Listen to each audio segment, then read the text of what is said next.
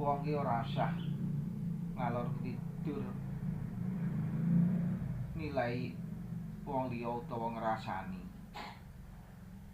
Wong ki antuk meneng lek ora roh asline.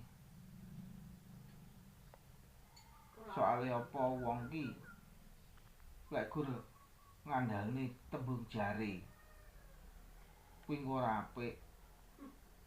Emper ki luwih amba timbang omahe. Mula wong ngrasani ngalor ngidul kuwi ora becik. Wong iki durung mesti saiki ngene sok panggah ngene.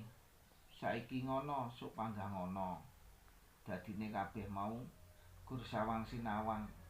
Sing penting ngurusi urusane dhewe, ora usah wiji kancane. Kancane urung mesti kowe urung mesti. Kabeh gur nyanyi lakone dhewe-dhewe.